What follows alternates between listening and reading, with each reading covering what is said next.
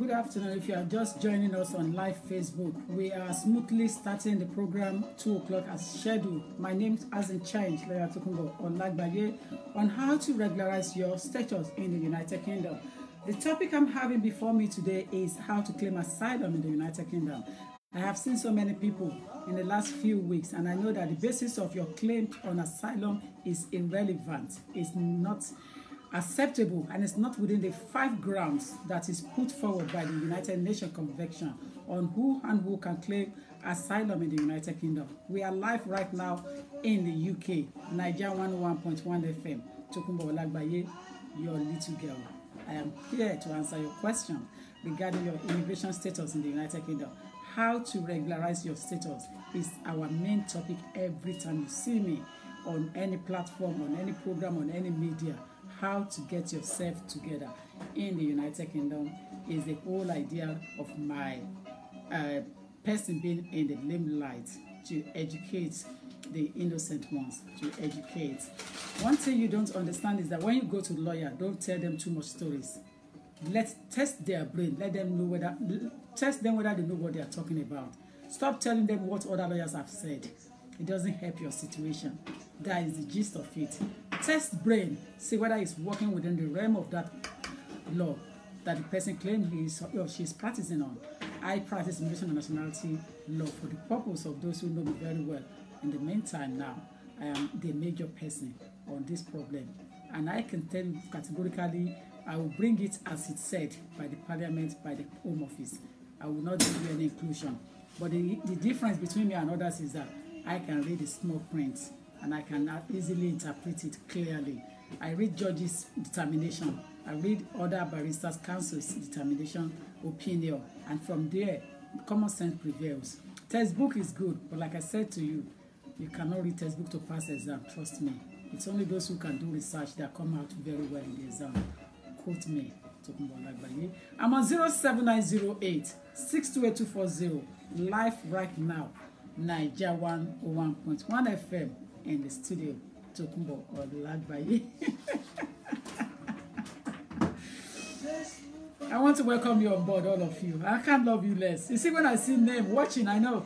When I see names, Faith Adiola Rogers, I can't love you less. You know, Titilayo Aderibibe, Giwa, Olamileka, Bolaji Adenuga, you know, names are here. Awaya Mame, you know, Olori Adebola, Josephine Odige Amuso, Princess Gloria Smith, Bemi Ade Tutu Akinshola, Anike Ade, you know, Labisi Azan, Oluwemi Oguns, you know, Onyola Awodun Edu, Bimbo Wellington, Kemi Agbabiaka, Oge Buchi. You understand? I cannot love you guys less. Anike Ade, Hilda Omowumi, Femi Ogini, you know, Ade Banks, Pepua Ange Njose, Ade Dotun Agumbi Ade. Can't love you guys less. Good afternoon. Good afternoon. Good afternoon. Good afternoon. Labisi Azam. Good afternoon. Bukola Mi Adofe. Good afternoon. Oladiji Landmark. Good afternoon. Funke Adedoyin Ogunbowale. Good afternoon. Olimo Razak. Good afternoon. Alaji Alowolodu. Good afternoon. If you have a case on immigration and nationality law, see Tokunbo Olagbaye. Lawyer money has gone long time ago, but the music suits my purpose. That's why I love it, because it's Ebenezer Obey. Apart from that, you have a problem on immigration and nationality in the United Kingdom. See Tokunbo Olagbaye. Namibia citizens, Namibia nationals, I cannot love you less. The Namibians out there. The Namibia, I cannot love you less. I have said I'm going to say I love you guys.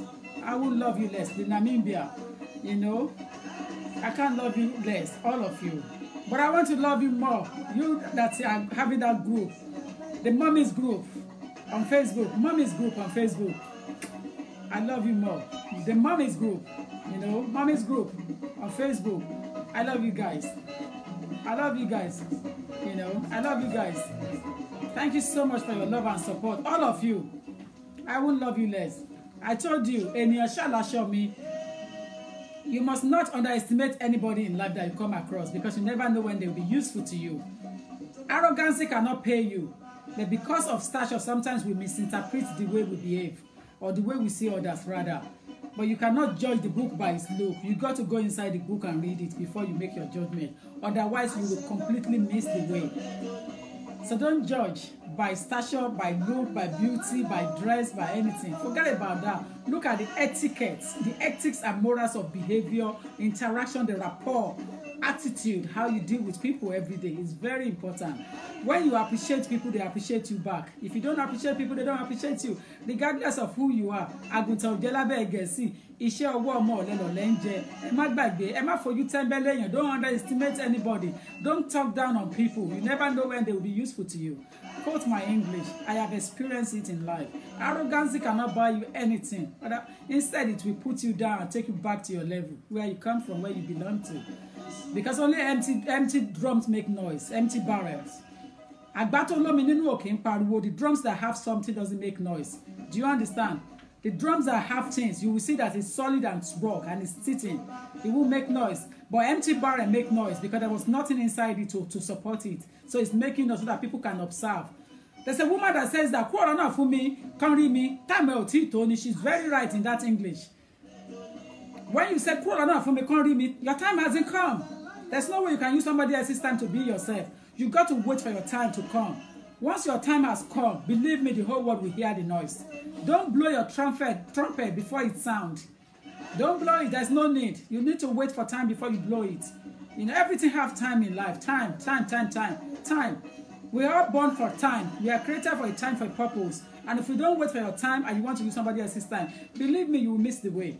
It is nice to unite with you guys on my platform, Lawyer Tokunbo Olagbaye page. If you haven't known about me, you are missing out because I made you Kinjasha. You need to know me. You know what I mean? I want to encourage you guys because Ankara Carnival is coming, and believe me, one of my loud, I want promoters here, they said it's going to loud. Let me use this on Medium to encourage you to go and buy your ticket with them. Bobby Promotions is in charge.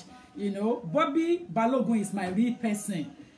Bobby Balogun and his wife, Alaja, they are my real person from Ayalalumole.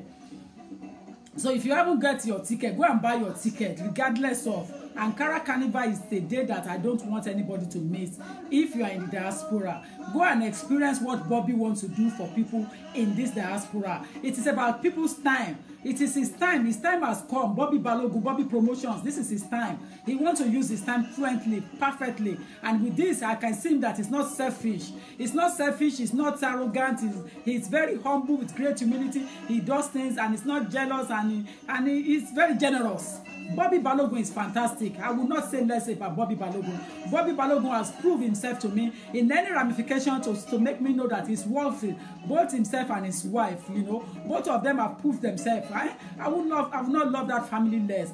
Don't forget, Bobby Balogun ti gba ìwé láti 1989. So kò ṣe pé bóyá Tokunbo ẹ̀ṣẹ̀ gbàgbé fún Bobby Balogun. But when his boys are in trouble on the streets, let me tell you, Bobby Balogun pushed them to me and said, go and sort yourself out now before I lose my temper. Go to Tokunbo Olagbaye and sort yourself out. That is what Bobby Balogun does. When his boys are in trouble on the streets, as a promoter, he pushed those boys back to me and said, go back to Lawyer Tokunbo Olagbaye.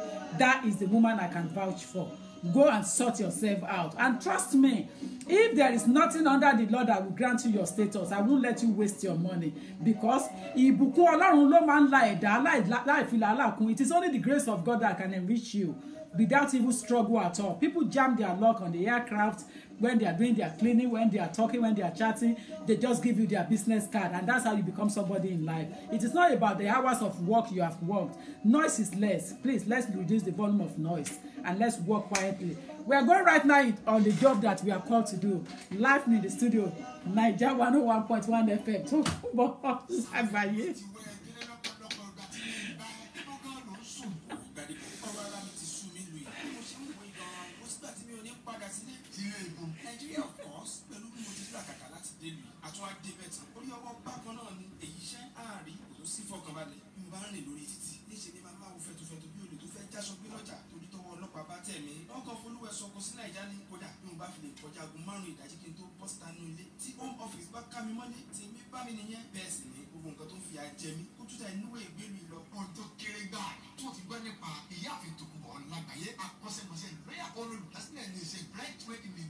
Asylum practitioners. Second floor, 4016, Street, Woolies,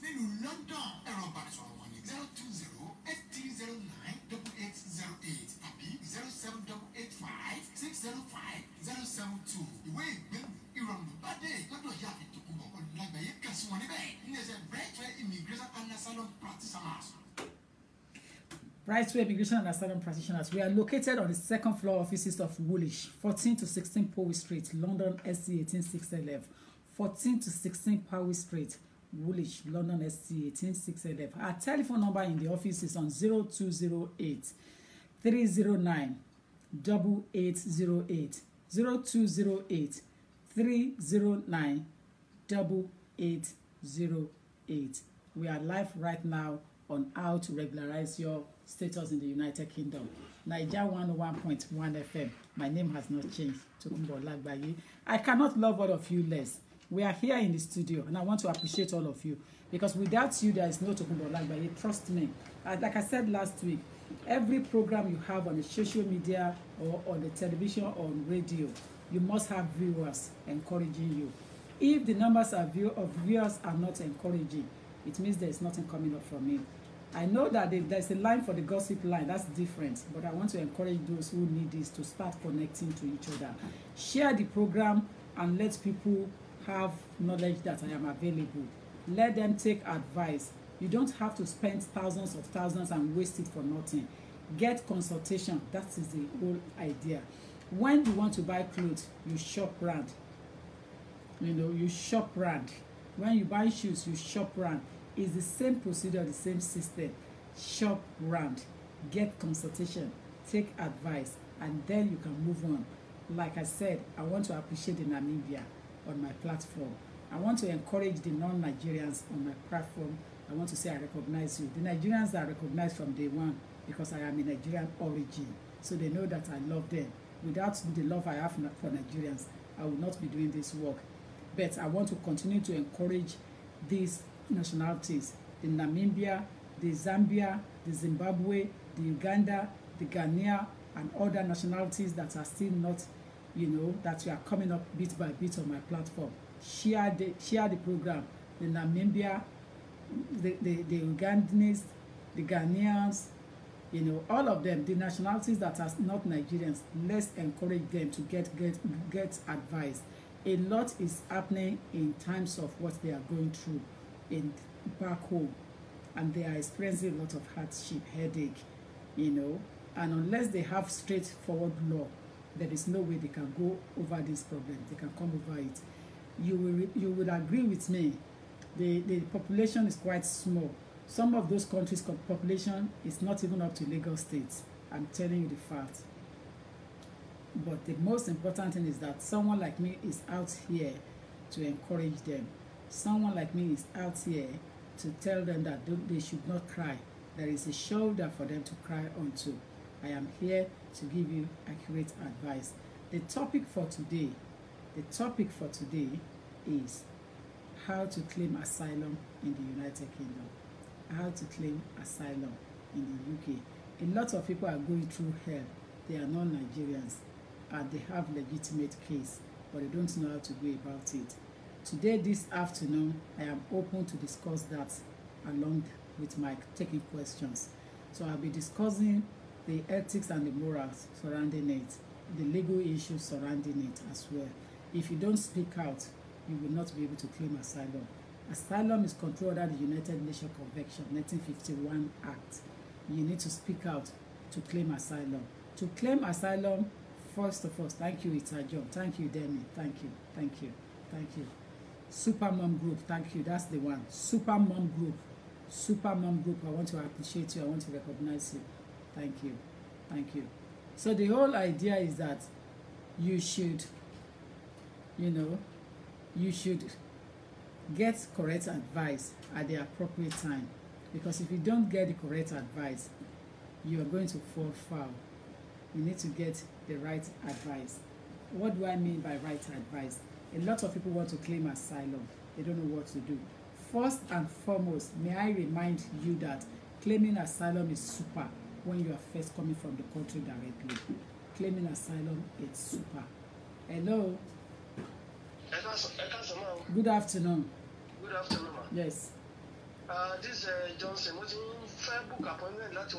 I'm on a live program now. Are you with me on Facebook? No. I'm on Facebook now. Okay. Yes. Okay. So if you don't have anything to discuss now, Can I suggest we call back later when I finish here? Actually, I've gotten something to say, man. I'm on public, so are you okay? Okay. Yes, I'm okay. Go ahead, please. Go ahead. Actually, when I entered this country, last. I came with a visiting visa, and thereafter, I got married to EU.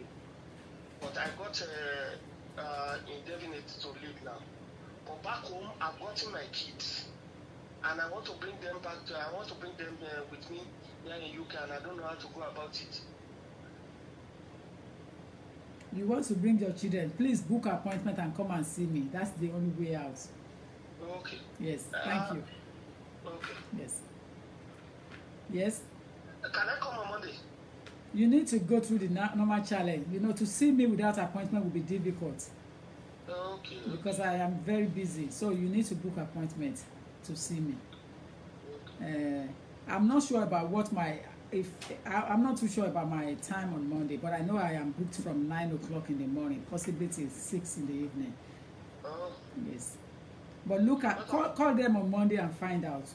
Okay. Yes. Please call them 0208 309 0208 yes 309 8808 No 8808. Okay, 8808. Okay. Thank you. Thank you, dear. Okay, bye. Bye.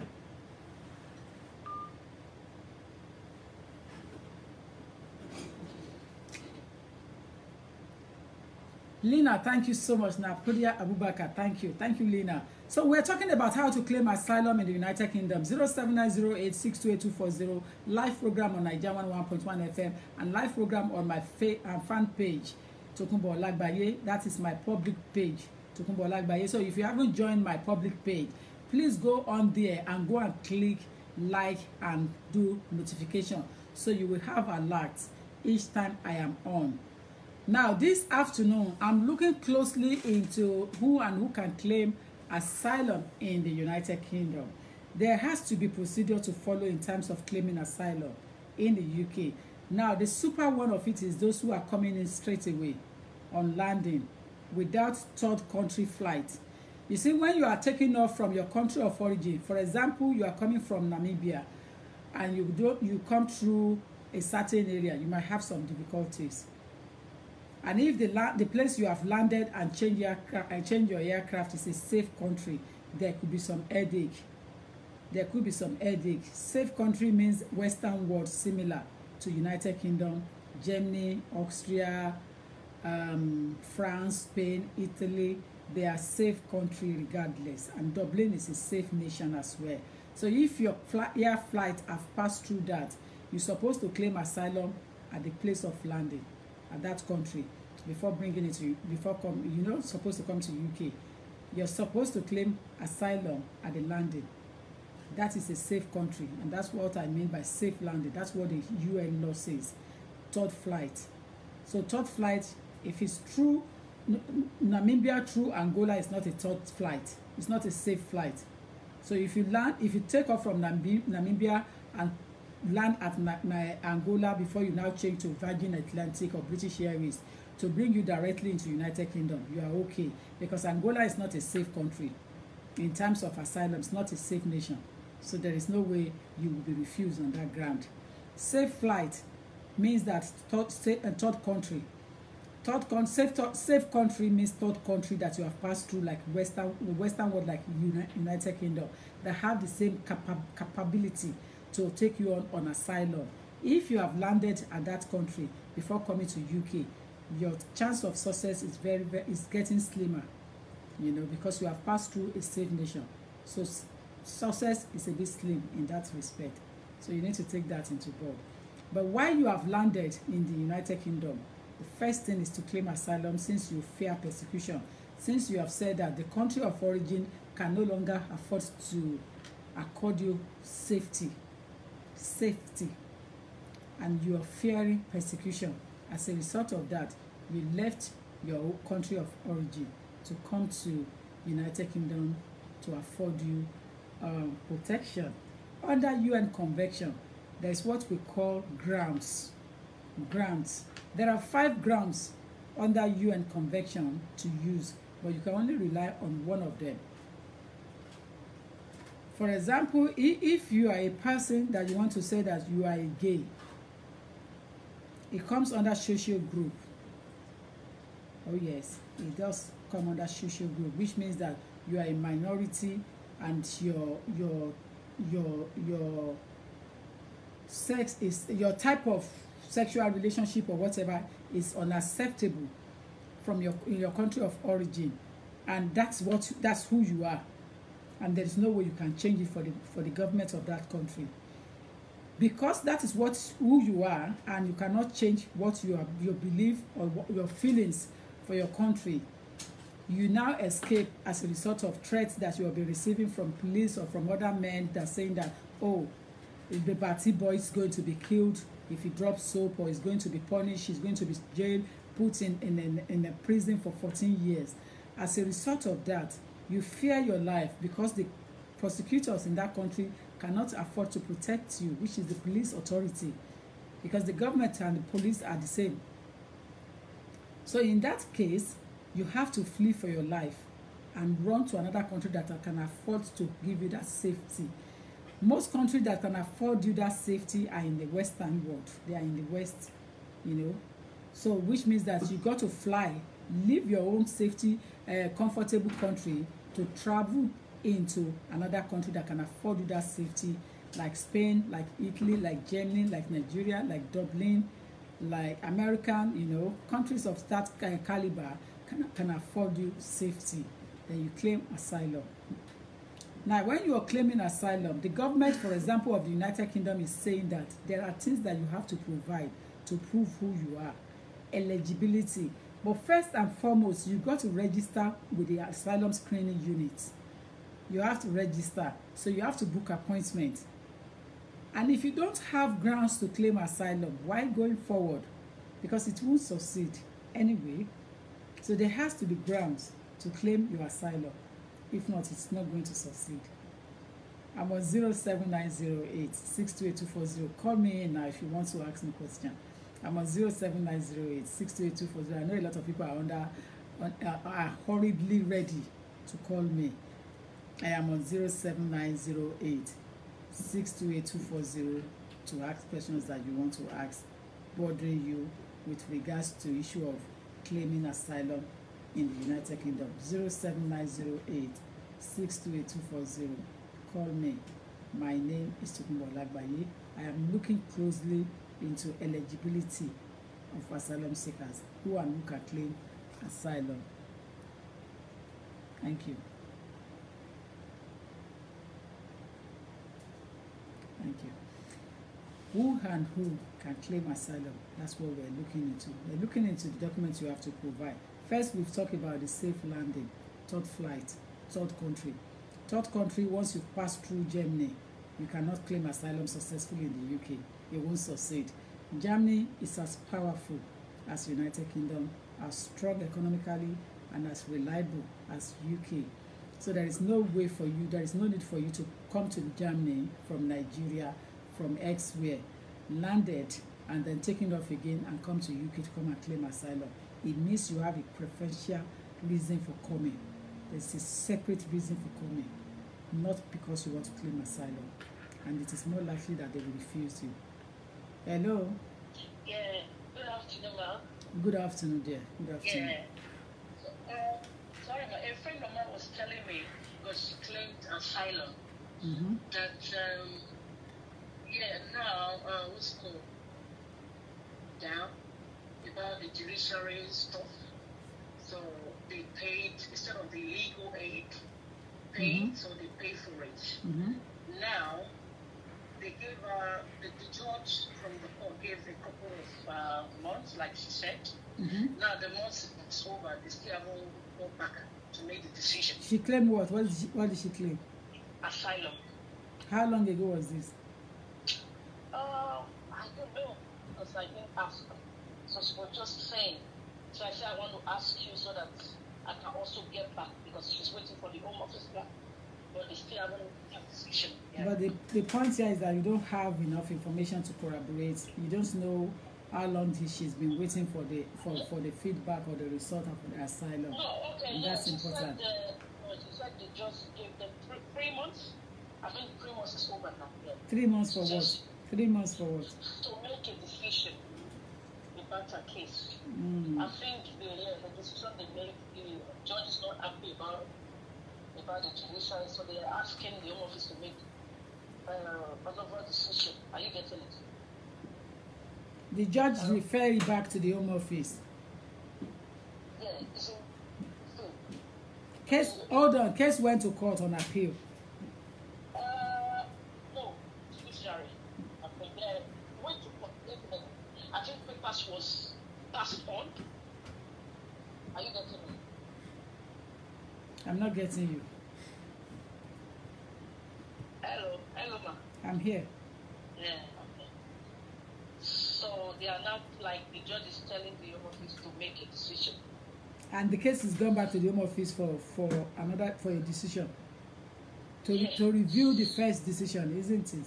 Exactly, yeah. I don't know how long it can take because So knowingly, she's telling me the 3 months is over. They still haven't done anything. Did she have a lawyer that she Yes, that's the job of the lawyer. Okay. Yeah. Okay. Yeah. So I hope to have that something good. Hello. Hello, good afternoon, ma. Good afternoon, dear. Please, ma, I want to ask you a question, ma. Go ahead. Yeah, thank you, ma. Please, I've put in an application for my daughter. She's 7 plus. I've put in the application, and the application is like 15 months now, and the Home Office have not get back to me. But I was thinking if I can go to the local MP, if they can write to the Home Office. I don't know if it is the best idea for me. You put in this application how long ago? It's 15 months now. Are you a first timer or on a renewal? First timer. I put in the application because I've got a child who have done 7 years, under 7 years, and now she's 8 plus now. If I were you, I would leave it. All right. If I were you, I will leave it and I'll be counting time. Okay. Yes, Okay, don't be pushed to go to MP because some office will refuse you. All right. Though my friend told me I can go to the MP, but thank you so much for that advice. Don't go to the MP. I said, and I stand corrected, don't go to MP. All right, ma. If you take your case to MP, as you have told me the fact of the case, the little I've known now, Home Office will refuse you. They will refuse you. All right. It's the first time because my child turned 7, so I put in the application. Use it to buy time, please. If I were you, just relax yourself and carry on doing whatever you are doing. Okay, ma. Yes. Okay, ma. Thank you so much, ma. You're most Thank welcome. You, ma. Yeah. Yeah, bye. Yeah. Bye. Thank you, Vivian. Yes, I'm on 07908 628240. You see, there are certain things that you cannot take to MP. I have read a letter, correspondence from the Home Office in my career that shut MP's mouth down.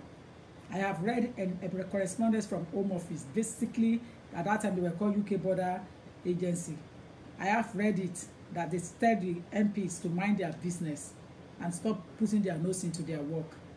Yeah, that they were only writing letter because they are expecting electorate to vote for them, their constituents to vote for them. Home Office can tell anybody off anytime. Believe me. Is it? Trust me. And when you want to take a case to MP, you got to take strong legal advice and make sure that, for example, if you are a parent of a child that has British passport legitimately quoted, and you went in for an extension of leave to remain, mark it, and it's taking longer than is necessary, possibly in your 15 months, 20 months, and your lawyer has written several letters to the Home Office inquiry as to why the delay was there. and Home Office is not forthcoming, or perhaps their response was out of nothing, it's not making sense, this is when you can use the power of an MP. And let me tell you, what would MP do other than to pass through the fast window? Yeah, there's a window separate made for the MPs at the Home Office, so they can use that window to get the response fast. But what would they do? They can't change the decision other than for the Home Office to say they are sorry, they are still looking at it. Home Office has a standard English, which is on the system. It's like law practice.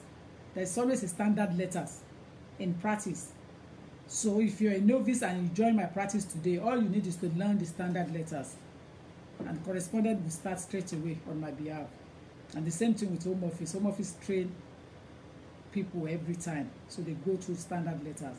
So the standard letter will go to the MP and say they apologize for on the delay, Sefine, and then they will make their decision. But if you think that you are a first timer and the application went in under 7-year rules, I wouldn't encourage you to use MP to go and push, because you'll be pushing your luck too much. I won't encourage you. If I were you, I will use it to buy time. The delay can be a positive thing sometimes. Sometimes it is better to be late than ever. So it's better to get the lateness now, the delay now, than for them to come back and refuse and start wasting money to court on appeal. But if you are on delay, then you'll be experiencing time. You'll be getting more time, buying time. Before you open your eyes, the child will be 9 years, 8 years plus, 9 years plus, and that's it. So they will be powerless to refuse. So you got to look at it from that angle. Hello? Hello, Ekasan, thank you. Can you address us in English? Emma Binu, please. Okay, sorry. Okay, please. I just want to ask a question because if you remember, we are following Yoruba, but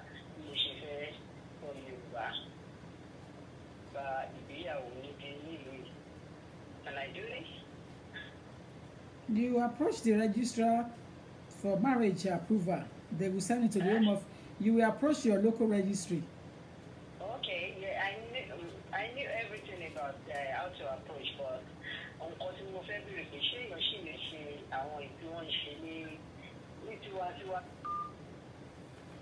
we are on 07908-628-240, 07908-628-240. Like I was saying regarding the asylum seeker situation, eligibility is what you have to look into.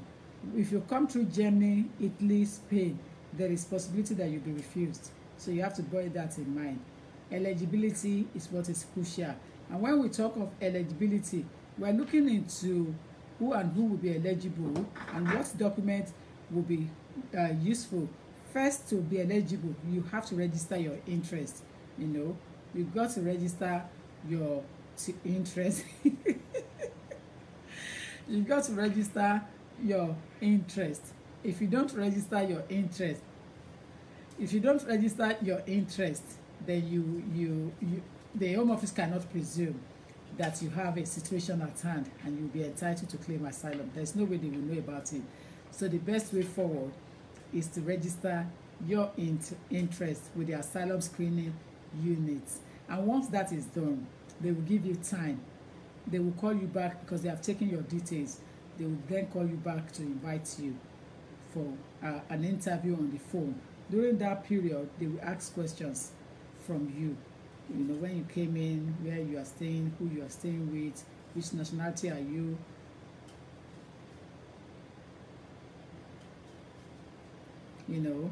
which nationality are you, date of birth, everything. They will take all those questions. Why claiming asylum? They will take all those standard formalities. They will take you down, and after then, which they will now, within 10 days, they will get back to you to now prepare their work.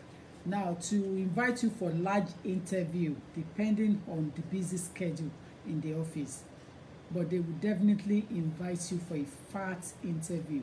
A fat interview takes about 3 to 4 hours with almost 133 questions that you will go through, standard on the form, questionnaire, asylum form, about 133 questions that you will go through. and they'll be questioning you one by one. Why you want to claim asylum? What are your involvement?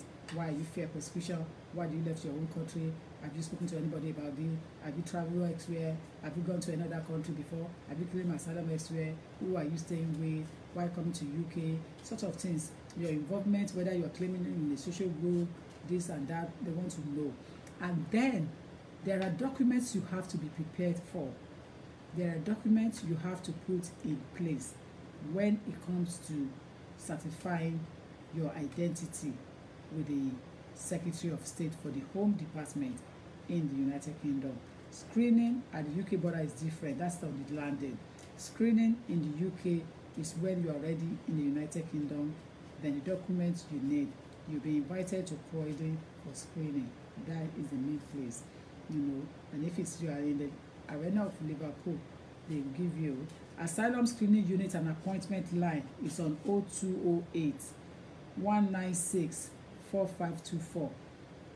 Asylum screening unit appointment line. Asylum screening unit appointment line is on 0208 196 4524.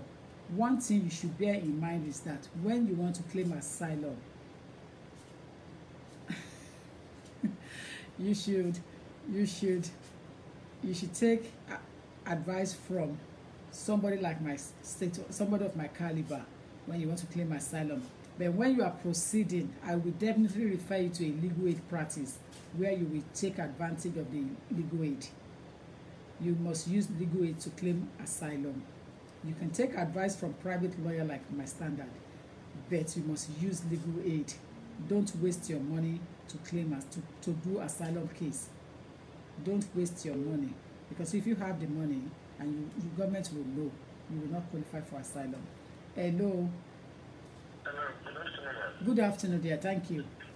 Yes, please. I want to make some inquiry, please. Please go ahead.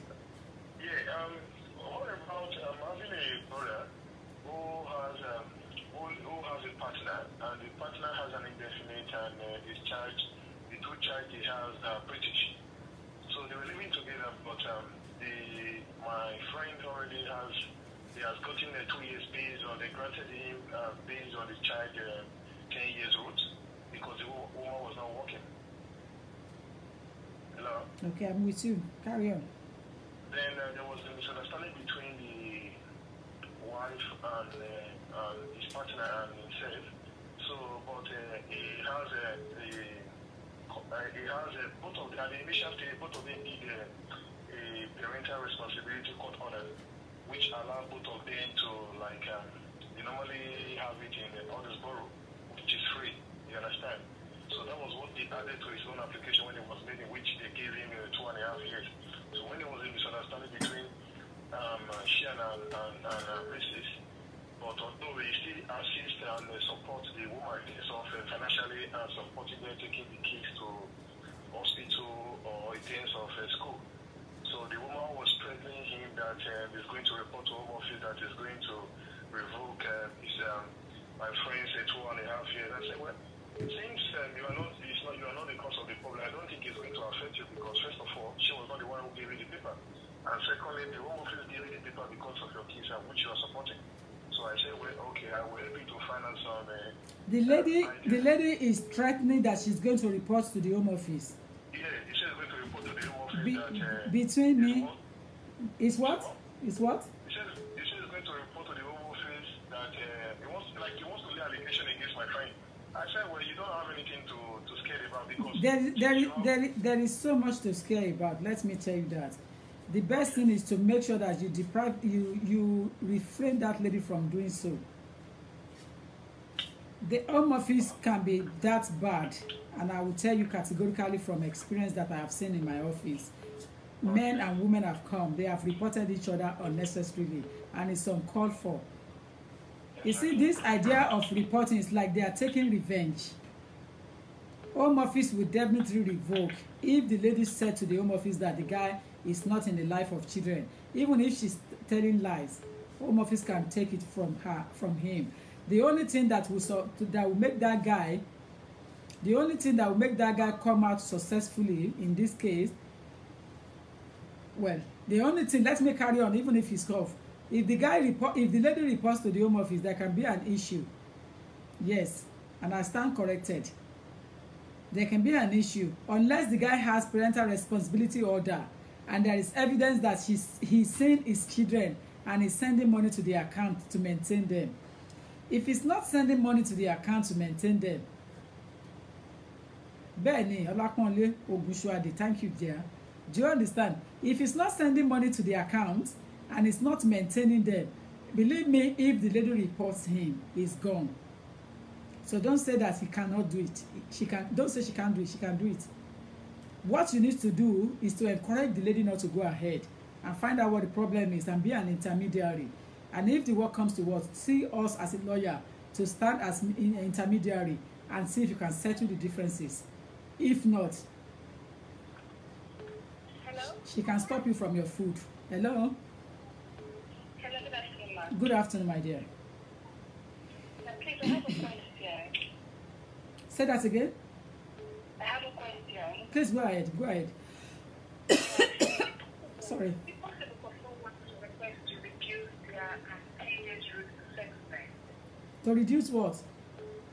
10 years route to settlement. To reduce 10 years route to settlement. How? Like, if you've been given, like, the 10 years route to have your settlement, can it be reduced?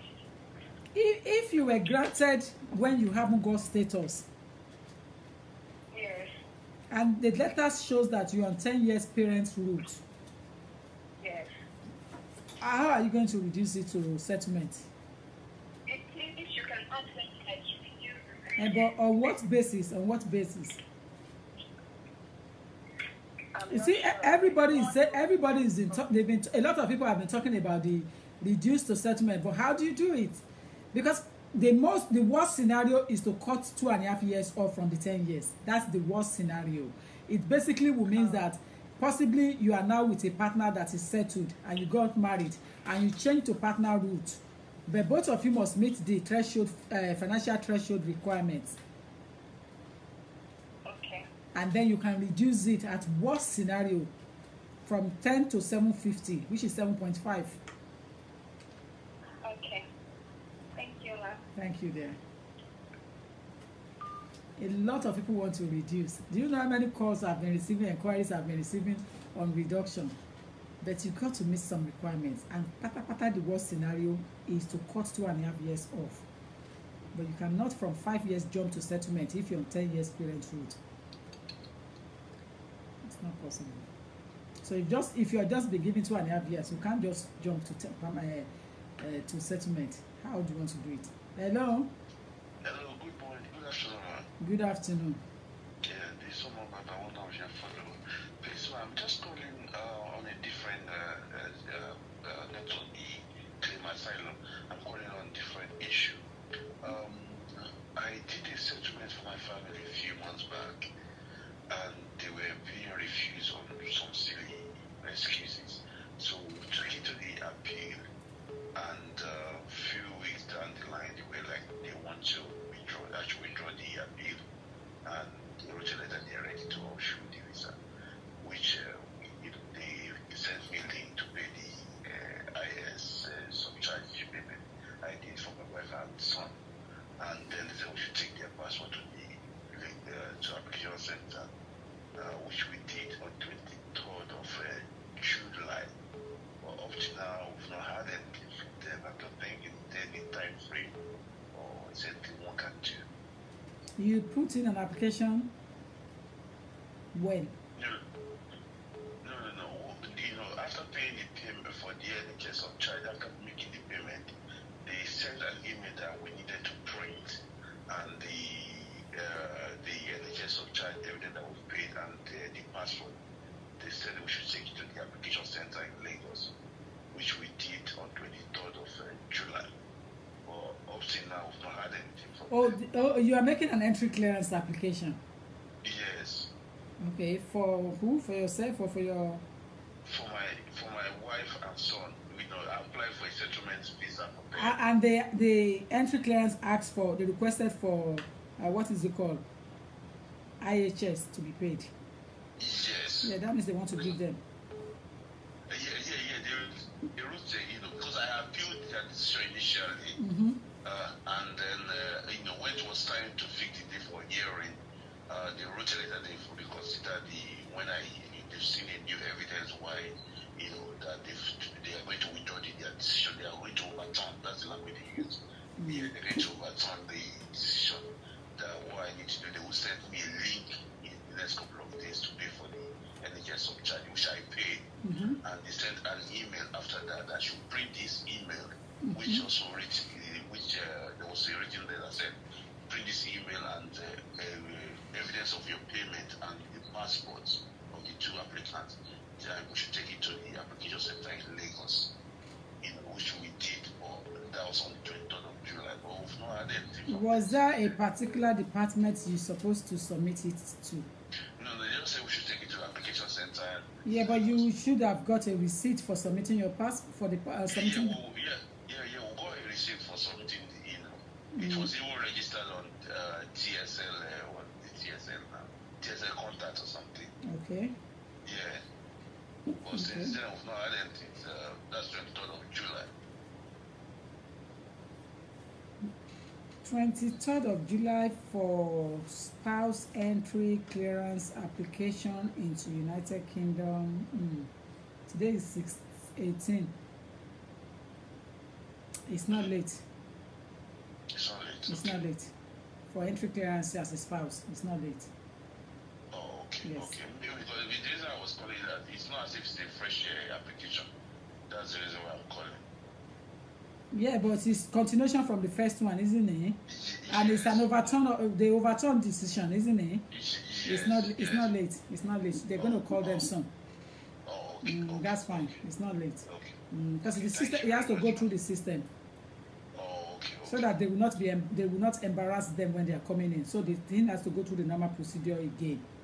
Oh, Yes, okay. it's got to. The application has to go back into the system again. Okay. Okay. Otherwise, they will not land them. Oh, okay. Okay. Thank you very much. You're most welcome. Yeah, Bye. Bye. Bye.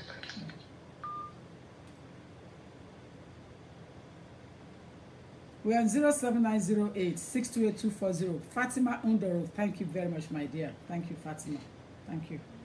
07908 628240. That's the number you can reach me on. Hello. Hello. Yeah, good afternoon. Good afternoon.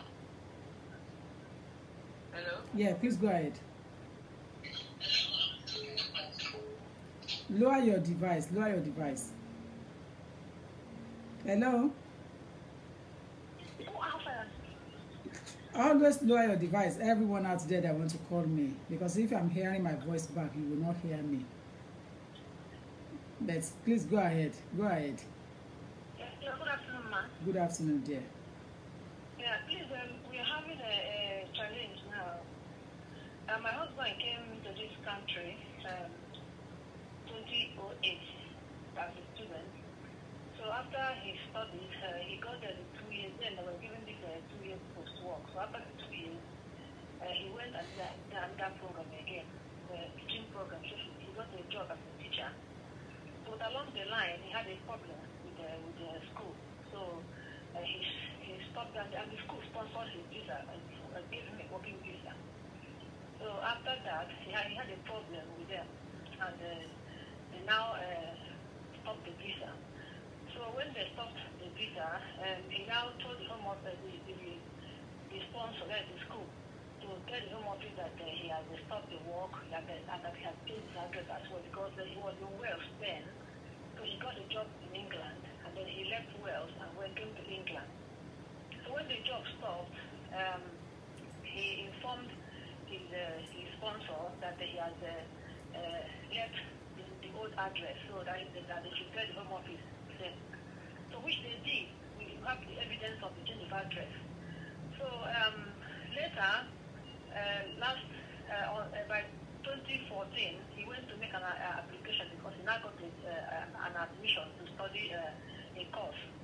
So when he now applied, the Home Office seized his documents, and when he now went to inquire why, they said that he he had been staying illegal, that his visa was curtailed when he stopped that job, and that they sent him a containment letter. So he said that we didn't get the containment letter.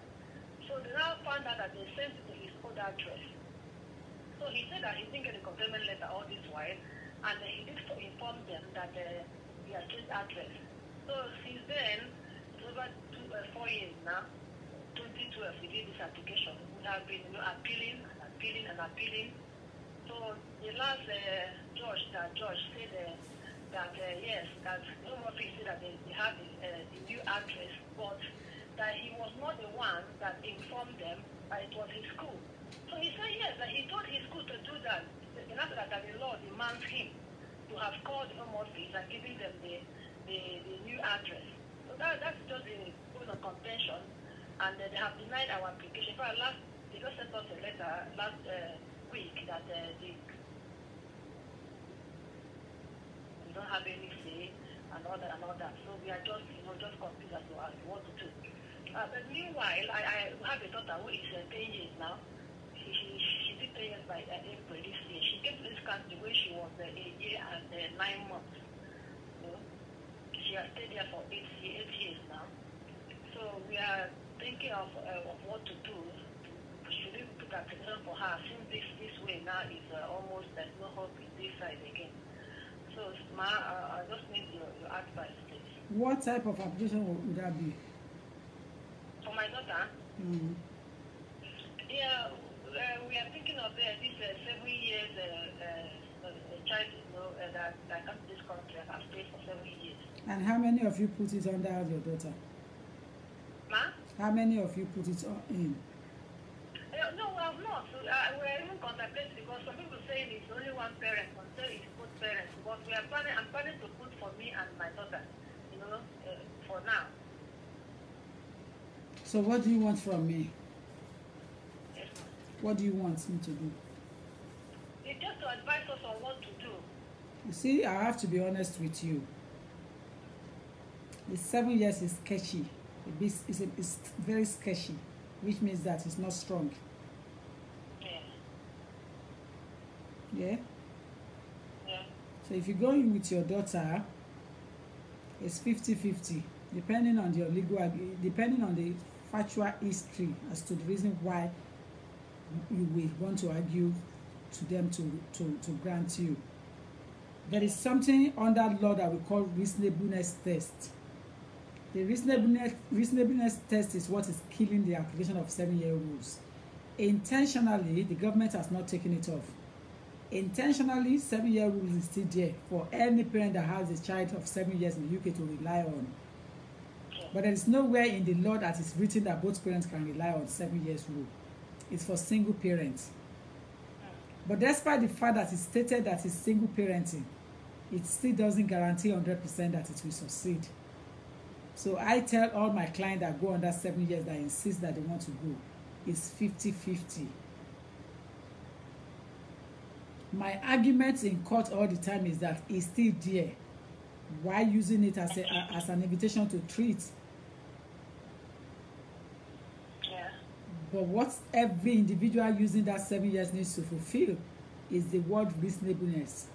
Whether it's unreasonable to ask the child to return back to the country where the child has no knowledge of.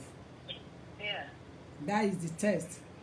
And if the parent that is taking care of that child can demonstrate the unreasonableness of it,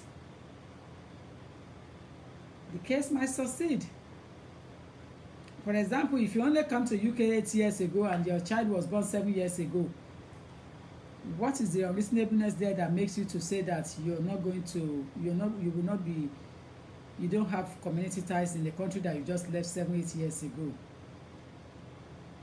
But if you're a single parent that fled that country because of domestic violence from the father of that child, and there is strong evidence, you will succeed.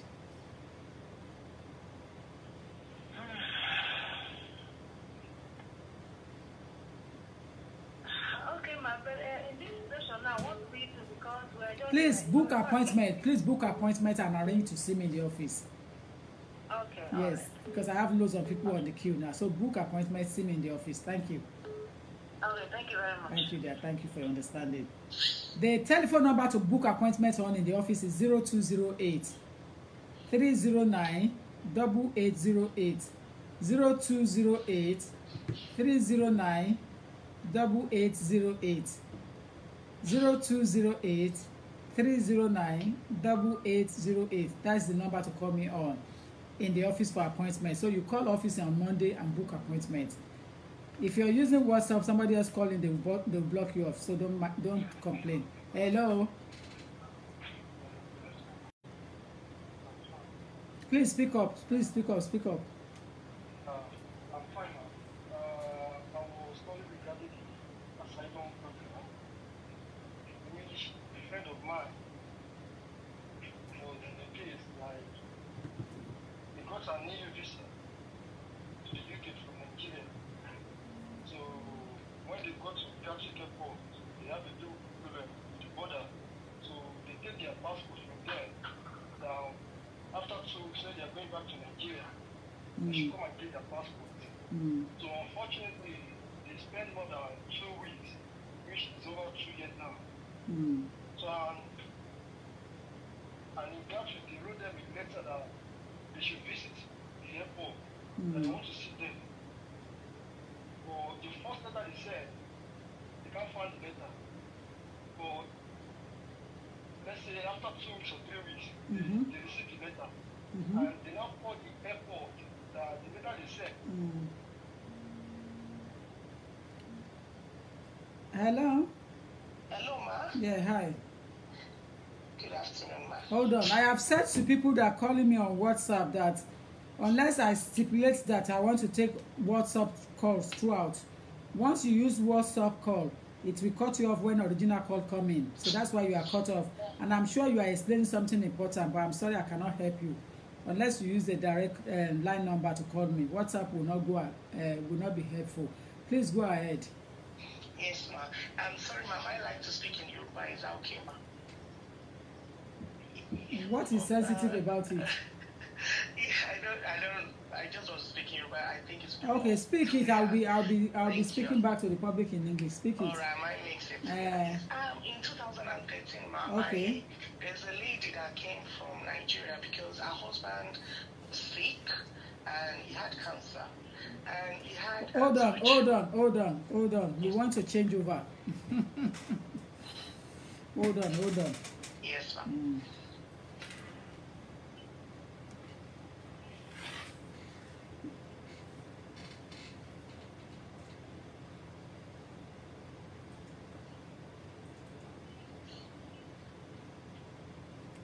Just hold on.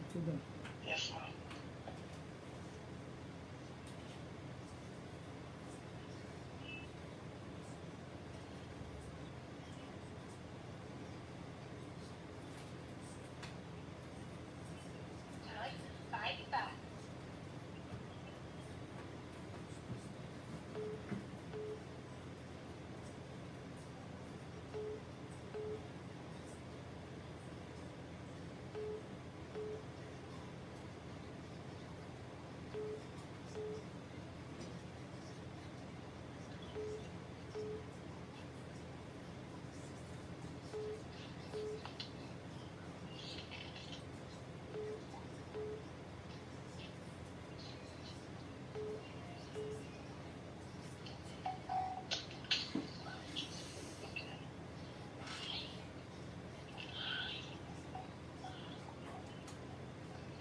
Please go ahead. All right, ma. Yes, ma. So, her husband was sick. The husband had 2 kids with this lady's obìnrin ọmọ méjì. So, ó fẹ́ra wọn ní Nigeria. So, ọkọ ẹ̀ ó ní indefinite leave to remain. Ó wá kó àwọn ọmọ yẹn wá síbí báyìí on a visiting visa. So, àwọn ọmọ yẹn ti wà pẹ̀lú dáàdì wọn, wọ́n ti ń lọ sí school. Ó wá sick. Dáàdì wọn wá sick along the line, ó ní cancer. So, ó ti apply fún àwọn ọmọ yẹn. But wọ́n refuse àwọn ọmọ yẹn twice. So ìgbà tó wá sick yẹn wọ́n ti wá fún ní time tó máa kú. Ó wá fẹ́ kó àwọn ọmọ yẹn fún èmi. Wọ́n wá nínú ọmọ ò lè gbà wọ́n pé bí wọ́n ní ìyá ní Nàìjíríà. Pé kó apply fún ìyá wọn láti wà náà. So ìyá wọn wá padà wá. Bí màmá ọmọ yẹn ṣe wá dé, màmá wọn ṣàwá fẹ́ àwọn náà wá make application láti stay pẹ̀lú àwọn ọmọ ẹgbẹ́ báyìí. But wọ́n yìí to refuse wọn again, so she later went on asylum. Asylum yẹn ló wá wà láti join ma láti 2013. Wọ́n still refuse wọn. What is the status of those children? Oh, no one should refuse or nothing. How old are the children? One is 13 and the other one is 12. Were they born here? Were they born here? No, ma. But the first one was 6, the second was 5. So they have both met the. I think one of them has met 7 years old. Okay, yes, I think so. And the father has passed away now. He has passed away and he had indefinite leave to remain. Ah? Yeah. So if the father has indefinite leave to remain before his death, why couldn't he apply for the children's status? Yeah, he didn't do it from Nigeria. He invited them on visiting visa. So when he brought them here, he was trying to do it. Then they refused him that he should have brought them in through his status, but he brought them through indefinite visiting visa. So for that reason, they refused the children twice. Later he died, and the case has been on since after his death. Was there marriage? Not marriage. Was there death certificate? Was there death certificate? Yes. And his death does not confirm asylum application. Do you know that? You will agree with me. What was the reason for claiming asylum? His death doesn't mean they have to claim asylum. Yeah, she was claiming asylum. No, they could have. She should have applied as a parent of a British child in the UK. And when did she come to UK? 2013. So it was only 5 years ago. But the children have spent 7 years. One of them definitely has spent 7 years. So if care is not taken, those children will end up making application under private life when they reach 18. If care is not taken. Yeah. So the mother will have to be very careful. Although, having said that, in 2 years' time again, they can meet the rule. But the asylum application is not strong in my head, the way I'm thinking. Because there was no basis for this claim at all. There was no basis. Yes, but she only worrying. Tell her to book appointment, yes. Okay, she's in Manchester. Yeah, she can come down, yes. Okay, all right, thank you. It's all right. Yeah, bye. Yeah. Sorry about that. To those who are complaining about the woman speaking in Yoruba, she said she would be comfortable to speak in that language, that's why. But it's okay. She was only asking questions regarding her friend's husband that passed away, and the friend came in to take care of the children. But the friend claimed asylum, but the asylum was refused. My response to that is that why would she claim asylum because the husband passed away? Do you understand? It is not under the UN Convention grounds to claim asylum. She should have made an application as a parent of children that have spent 7 years in the UK, because the lady that explained to me that saying that one came in at the age of 6, one came in at the age of 5, and one is now 12 and one is now 13. So it basically means at least in my head one has met the 7-year rules, and because he's 13 years old, the application will probably be easier to put forward to the Secretary of State, especially when you have the death certificate of the father. I think it should be relatively straightforward. But with an asylum matter, I don't think it's worth to claim asylum on it. There's no basis. Hello? Hello, ma'am. Yeah, thank you. Good afternoon. Yes.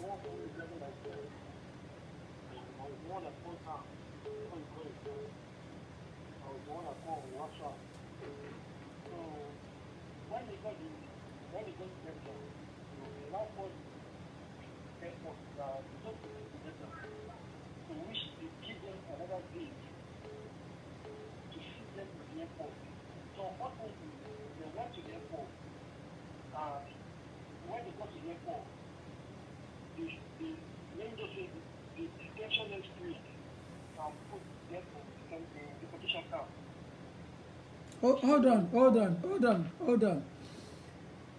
If it's to do with the case that the lady just mentioned now, asylum will not succeed unless it met one of the grounds. I reiterate again.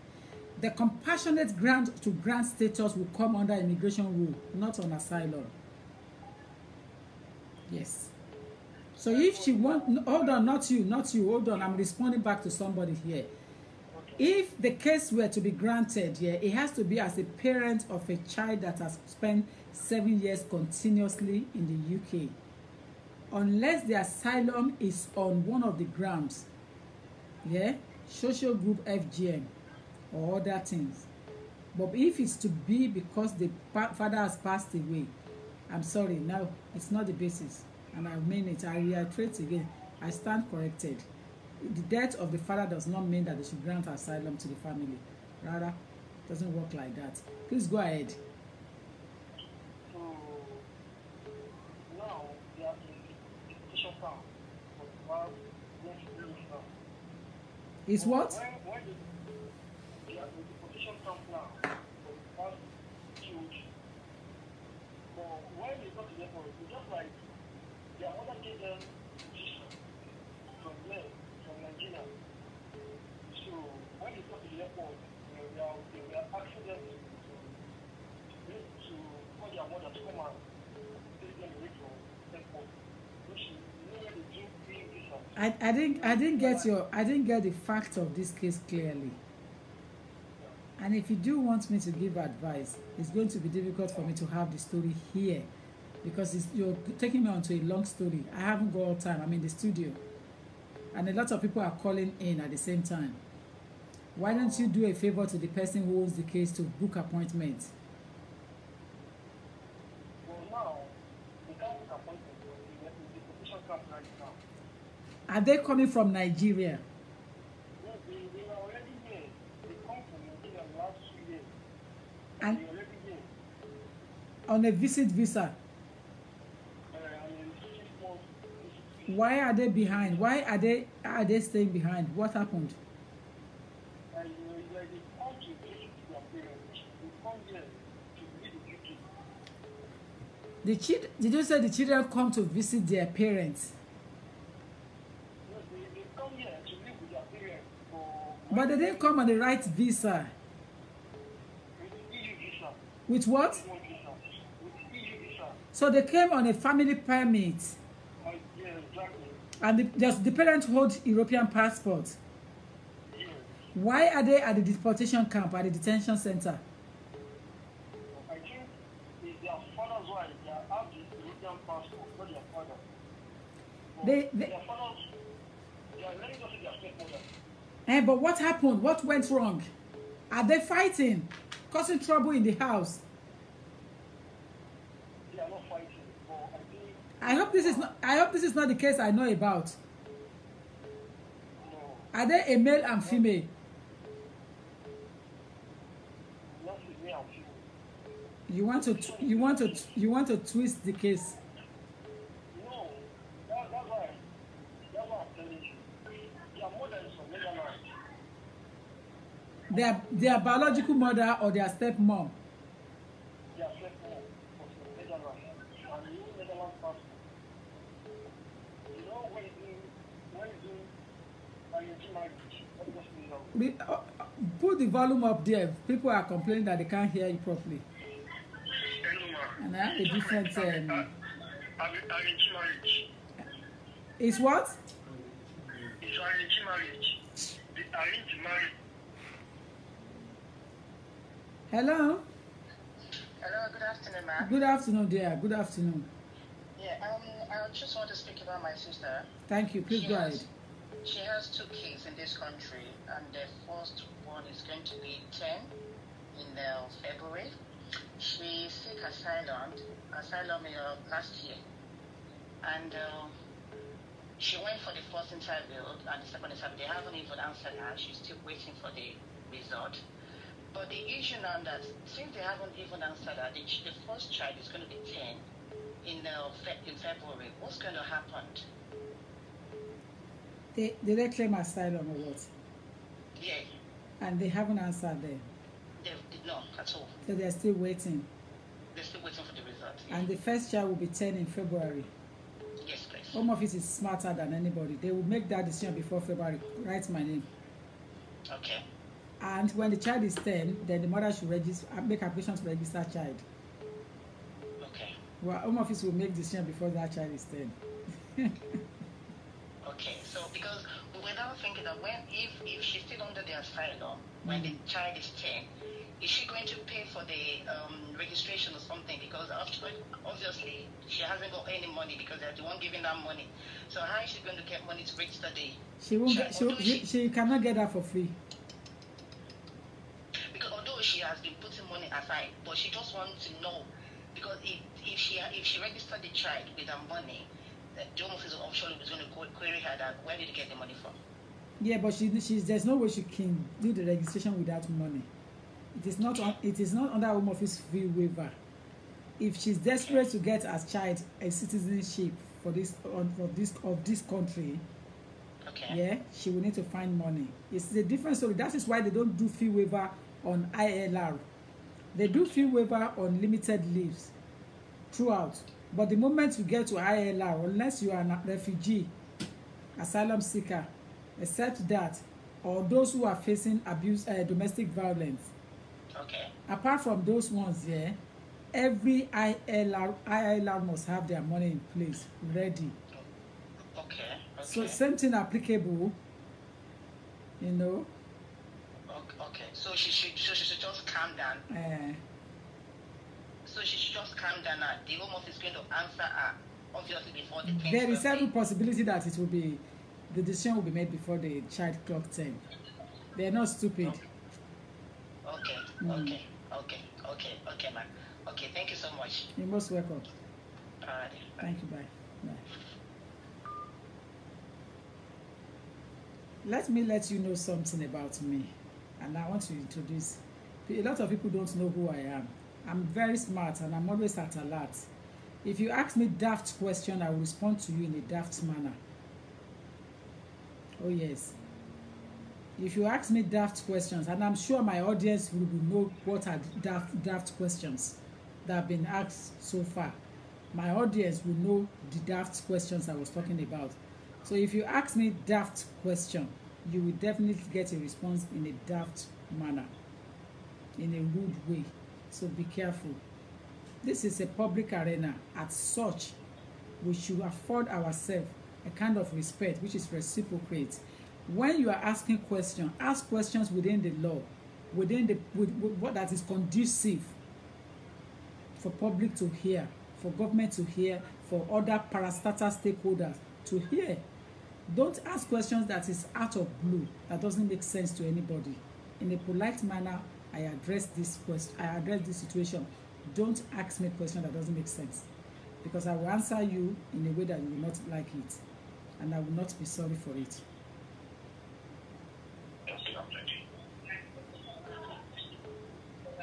Hello? Hello? Yeah, please. Good afternoon. Go ahead. Hello, good afternoon, ma'am. Good afternoon. Go ahead. I just want to ask one question, actually, it's two together. The background is I've got 3 children, and we had our visas through Article 7.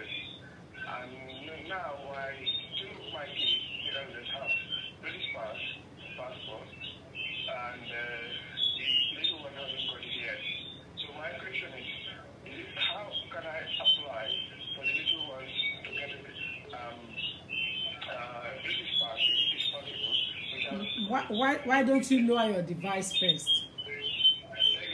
Lower your device. Lower it. Lower the voice, yeah, sorry. Yes, lower it. Yeah. So lower the volume. Yeah. Thank you. Is it possible to apply? Is there any way I can apply for the little one without going to 10 years old? And the other question is, that is the main thing. All of us, the rest of me and the mom and the little one, is it possible we transfer to the 5-year-old or not, please? What is the case about? What is the genesis of it? Actually, what I'm saying is originally we have our visas through Article 7. Before then, none of us is British citizens. But now 2 of my eldest kids are British citizens.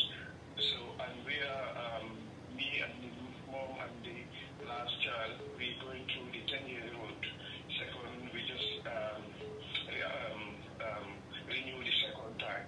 And I'm just asking for the younger one, is it possible to apply for him to have British passport without waiting for the 10-year road? Have they clocked 10 years in the UK? Say again? Has those children you are asking, the younger ones, have they clocked 10? They're all born in They were born here, but have they spent 10 years?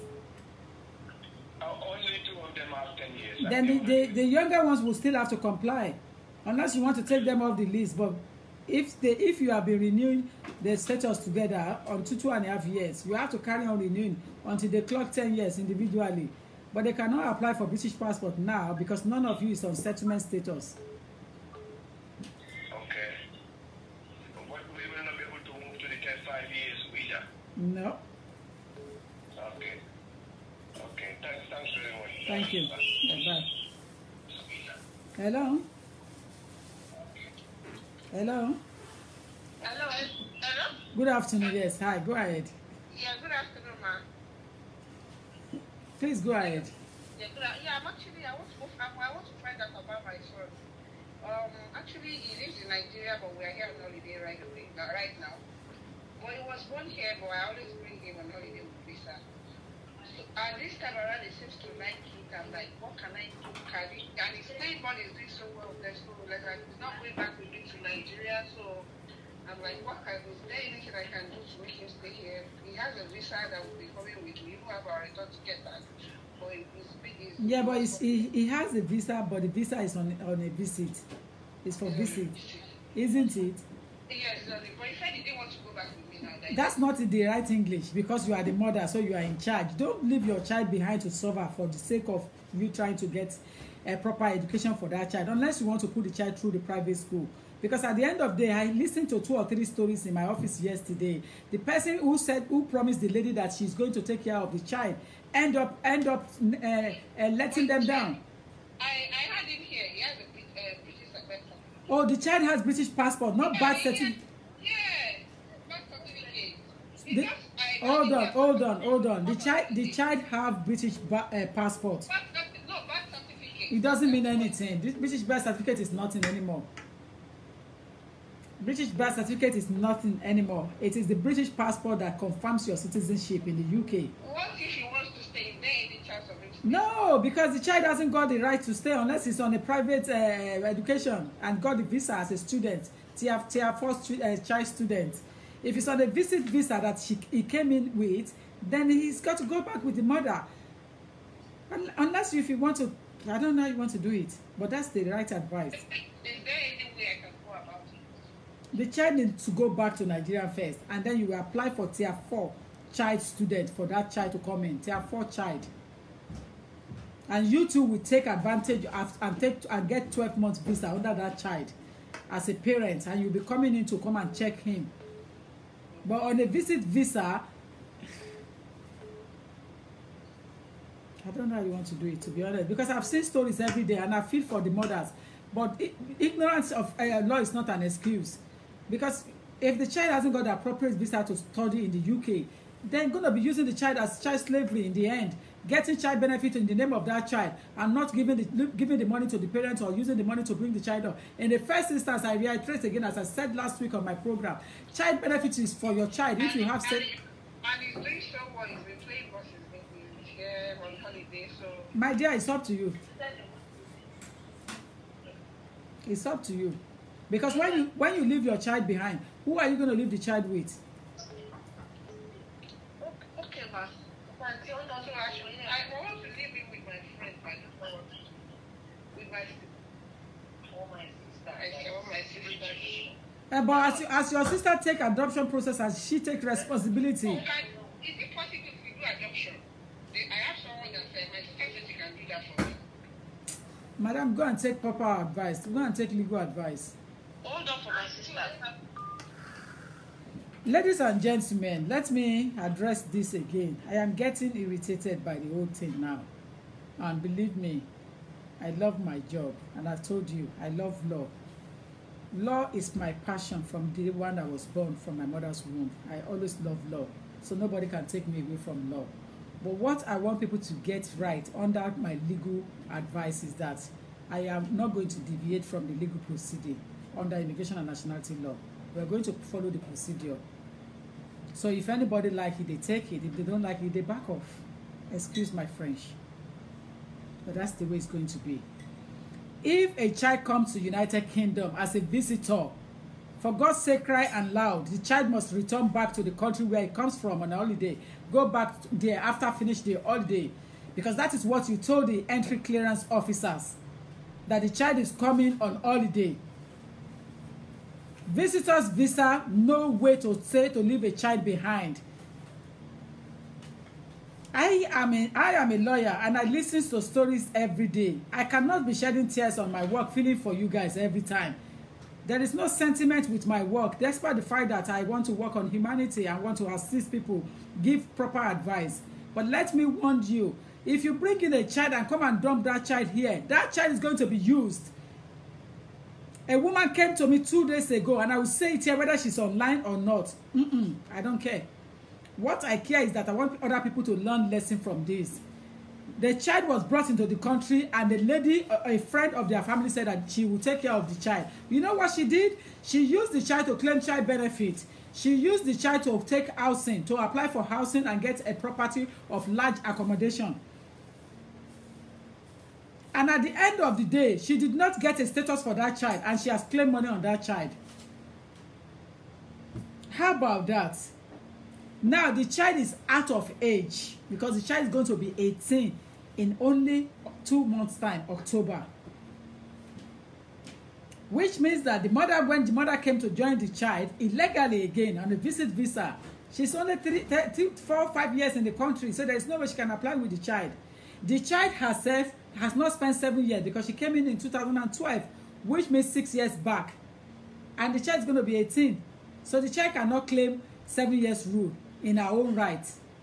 But the woman has used the child to claim child benefit, has used the child to apply for housing accommodation for a large property. Where is the conscience here? Where is the conscience? I'm asking the question from those people that have done that. The assailants, the victims are struggling. The front they cannot move to, the back they cannot go back to, they're stuck in the middle. Conscience, where is it?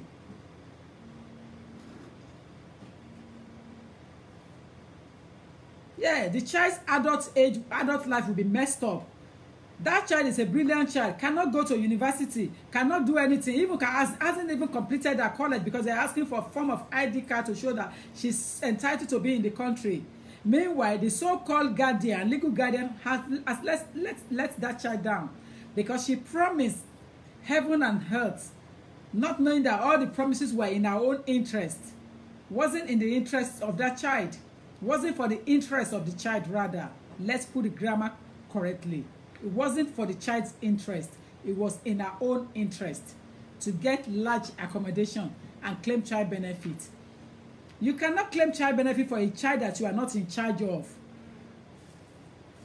It doesn't have to be your biological child, but you must have the parental responsibility before you can claim child benefit on that child.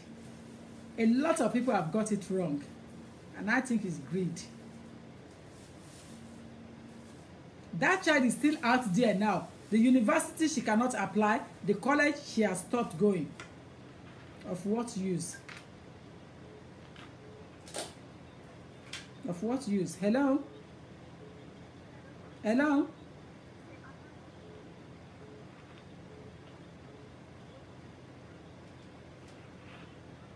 Hello? Yes, I want to talk to the lawyer. I'm online. I'm on here. Sorry? I'm here. Okay, yes, sir. I want to ask a question. Hello, ma. Yeah, go ahead. They can't set me up. I'm too clever for them. Nobody can set me up. Forget about that. Michael, don't worry about that. I'm too clever for that. A child coming on a visit visa cannot remain behind, and that is the point of law. Yeah, I want to ask a question about if someone has been in this country for about 17 years, came here when the person was around 16 years old. But unfortunately, as applied several times, only get the She needs to wait for another 3 years to meet the private rules. the person has a child, has 2 children. How old are the children? How old are the children? One is 6, almost 7, but has special needs. She needs to wait when the child clocks 10 years and apply for British passport. Even she's going to be 20 before the child is 10 years, because the child is only 6 and she's 17 years in the country. So she will have the opportunity to claim her 20 years rule in 3 years' time, providing she can put the document together consecutively. Yes. Yeah. But would they consider the special needs? I don't think so. It depends on the situation, because there are numerous children out there on a special need and the application won't go through. So I don't think Home Office will exempt anybody unless it's really, really necessary. Okay, thank you. Thank you. Bye. Hello? Hello, ma. Yes, hi. Good afternoon, yeah. Good afternoon. Please, I just want to ask, please. I've got an indefinite leave to remain, but I got it on the ground of being an asylum seeker. I first got 5 years, then now got indefinite leave to remain. But I want to apply for British, call it British citizen, get a British passport. So I don't know if as an asylum seeker, I should apply to foreign passport direct, or I need to nationalize myself or registration or something. You have indefinite leave to remain, isn't it? Yes. Yeah, so you have to apply to register, to naturalize. Or I need to. Yeah, I guess so. Yeah. If you have indefinite leave to remain, yeah. I don't think there's automatic way of getting it. Okay. I'm a bit confused. There's one that says nationalization and there's one that says registration. Registration is for under 18. Under 18. Yes. Okay. Anybody 18 and above will have to naturalize. Nationalize. Okay. Yes. Yeah, thank you so much, ma'am. Thank you. Another one, ma'am, please. Okay. When I got my 5 years, I had my son at that time, which is in 2012. So did I have to nationalize him as well, or I can apply red passport for him straight? Where is your child now? 2012. Yes, he's here. He has never traveled or anything. And I think you have to register after 2010. There's a changes in the law now. Where I'm still reading it, it's not clear, but I think you might probably end up doing registration. Oh, okay. Yeah. Okay. After 2012, the law changed. I think there's a separate law, so you need to do registration for that child born 2012. Is she carrying indefinite leave to remain? Yes. If she has indefinite leave to remain, then you can apply for British passport now. Okay. When I had him. No, it doesn't matter. Does the child have British passport? Does the child have indefinite leave to remain? He has indefinite leave to remain. Now, Yeah, please go ahead. You can apply for British passport for the child. Okay, ma'am. All right, thank you so much, ma'am. Okay. Yeah, bye. Lower your device. Lower your device. Lower your device.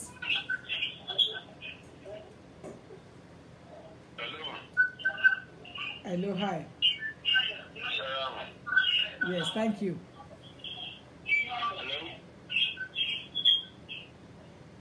Please go ahead. I'd like to ask a few questions. Please go ahead.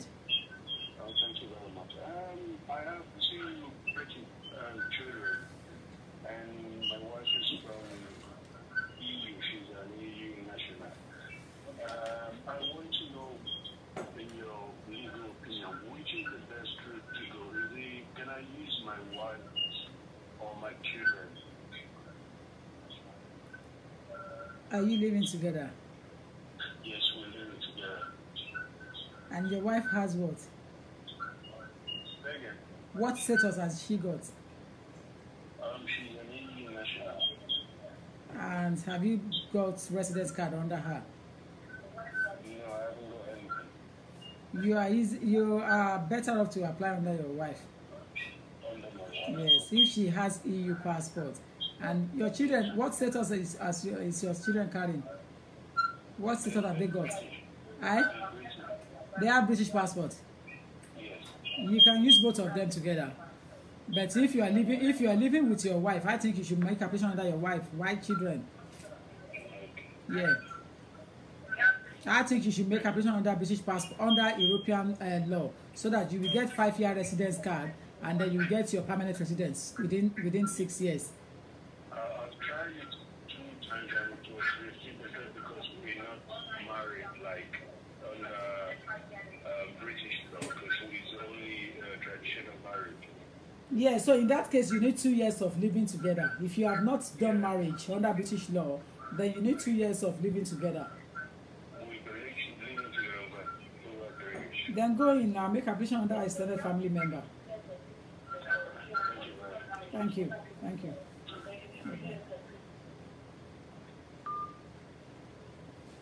Exactly the point. Maria Lashley Doriva. Thank you, Maria. The advice is clear, so there is nothing to be worried about. I came to the public for the whole public, to the whole world to see me, not to hide. So every advice I give, I stand corrected. The reason for coming to public arena is for the whole world to see me and to hear it out. So I'm not hiding anything. There is nothing hidden under law. Forget it. I'm not hiding anything. I don't have anything to hide. Hello? Hello? Yeah, hi. Am I speaking in my office? You are. I'm on a live program. Yes, ma'am. Ma'am, please, I just wanted to ask a question, ma'am. Yes, ma'am. Go ahead. Yes, ma'am. I made an asylum application which was refused.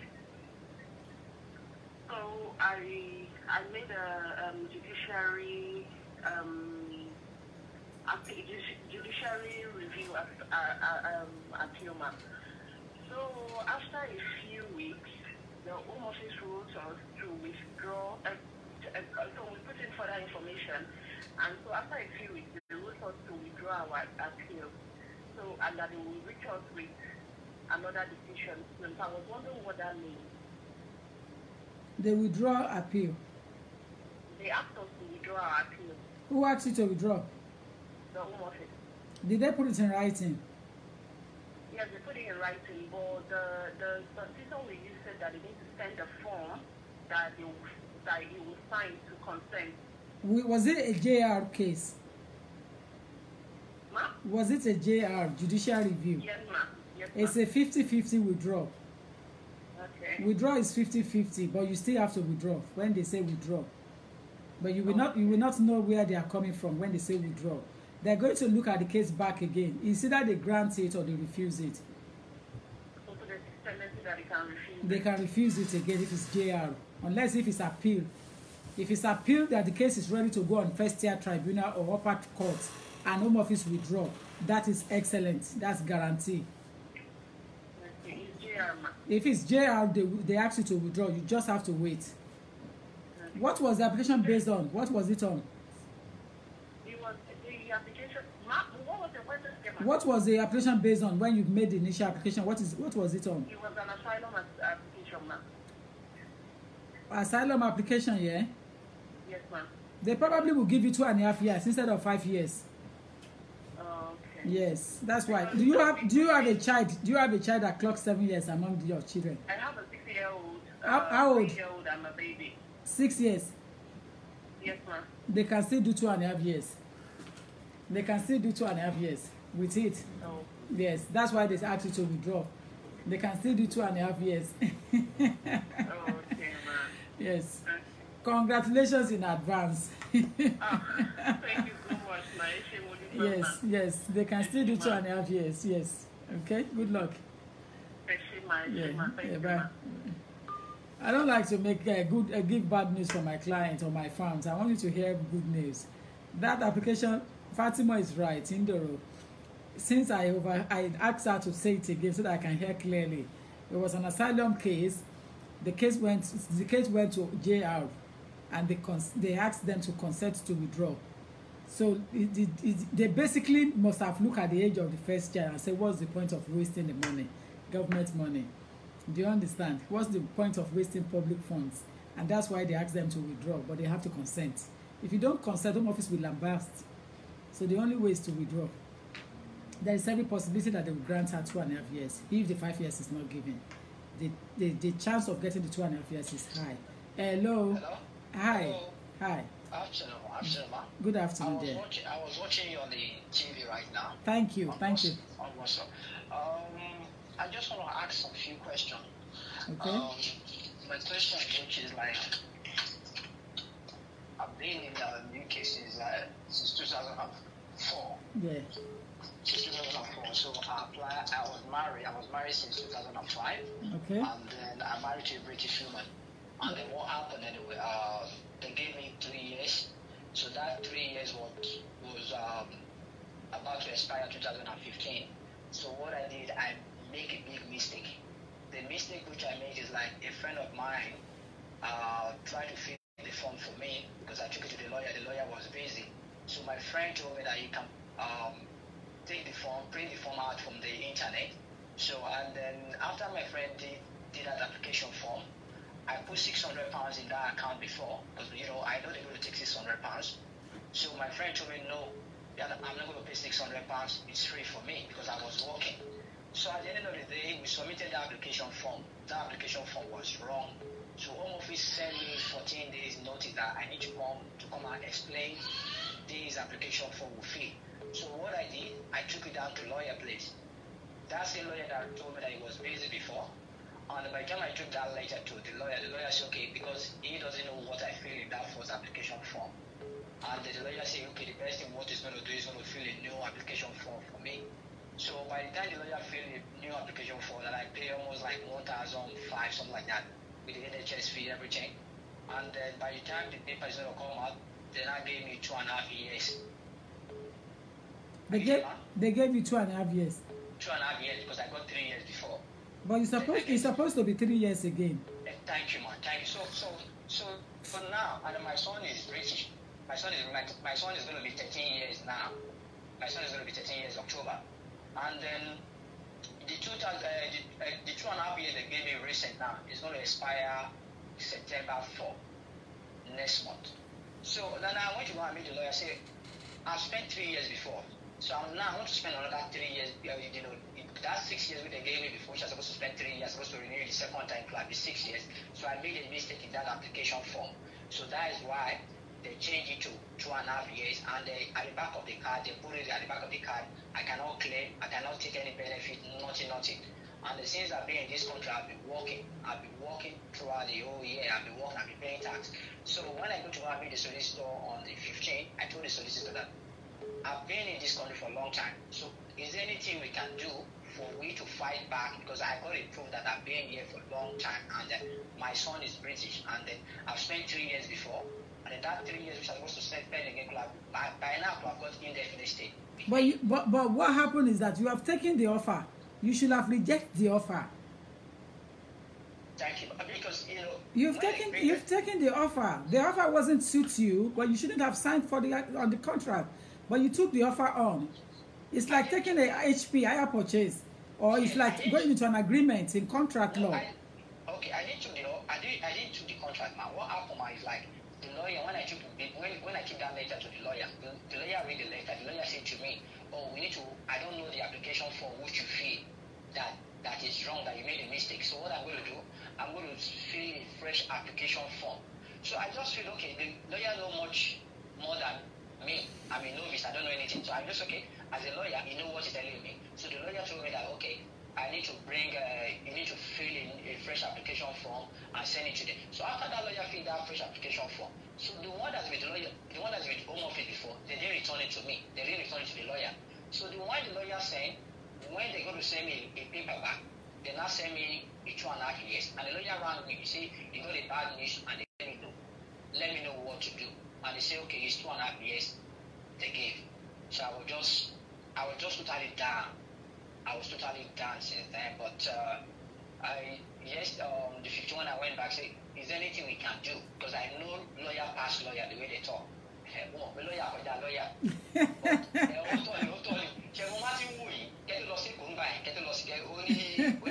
This man is flattering me. Oh.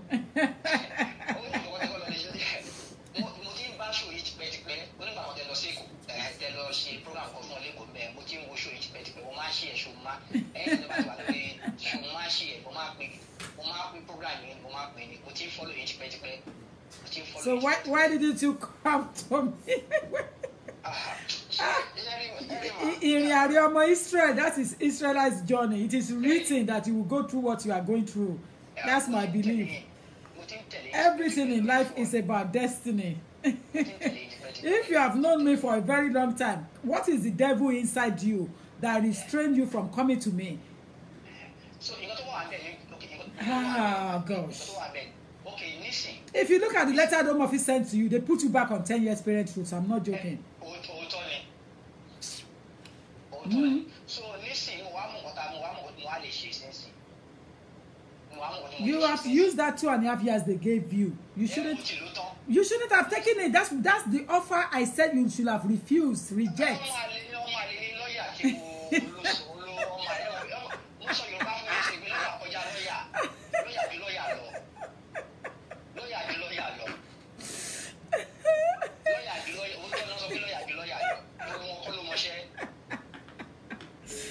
You have taken an offer that is not good to be taken at to what's taken.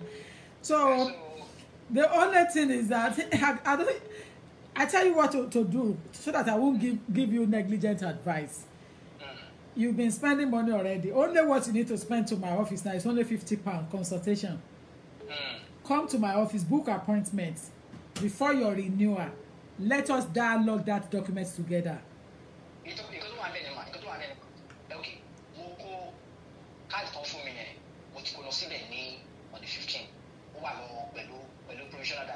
Which one? Who? Lawyer on the 15th Wednesday.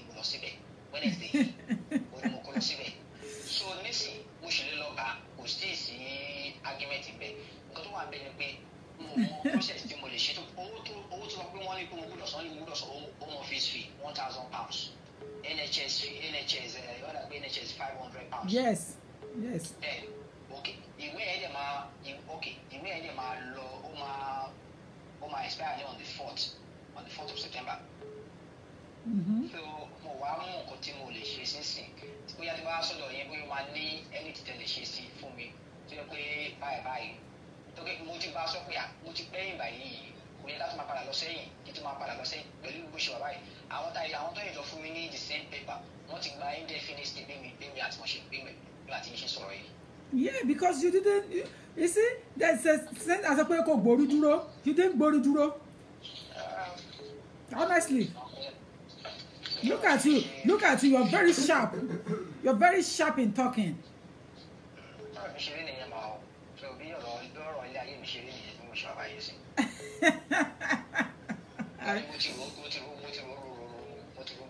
I feel for you. I'm coming, Patricia, to tell you what he's saying. I'm just enjoying the laughing matter here first. But I mean, the only thing I will say is that arrange time to see me for consultation before anything now, to see whether we can cut time down. But Home Office will be very right at the end of the day. What we'll be looking for is to see if we can cut the time down now, because we're on an Israelite journey. So we're looking for short routes now. That's just it. I won't say otherwise. I won't say more than that. Okay. Yeah. Okay. All right. Take care. Bye. Whoever is on the line, hold on. Anybody on the line, just hold on. Let me address my fans. Now, what he said is that it was on 3 years, which is discretionary leave previously.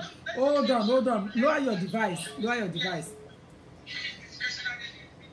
device completely. It was previously on 3 years.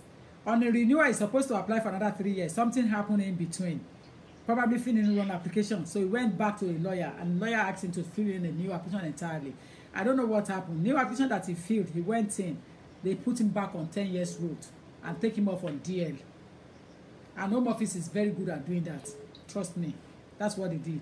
Now he's saying that he is aware of me long time and telling me history and stories. Meanwhile, the devil inside him prevents him to come and take the proper legal advice. This wouldn't have happened to him if he were to have come through my desk. It wouldn't have happened to him. But he disregarded my knowledge, my understanding, my experience, and went elsewhere. What did I say? He went elsewhere and now he's on the Israelite journey. He's in the wilderness and he's on the Israelite journey. You and I know the meaning of Israelite journey. And that's what I will say. It sounds very sharp and articulate, but sometimes people that are sharp always get it wrong because they know too much. That's just the conclusion. Anyway, let me take your call. Please go ahead. Hello. Hi, go ahead. Yeah. Good afternoon, ma'am. Yes. Hello. Yes, good afternoon. Yeah. Please, ma'am, I just wanted to advise me. I've been in the UK for the past 4 years, going to 5 years now. I will be coming as a visitor, just for holiday. Then after a few years, I decided to stay with my child. I was pregnant in this country. Went back home, had my daughter. Linda, you are right. Again. Hello, ma. Yeah. Yeah. I had my daughter. I was having my antenatal here. Then later or something happened. I went back home. Then I brought the child back now. And the child will be 5 years in a few weeks' time.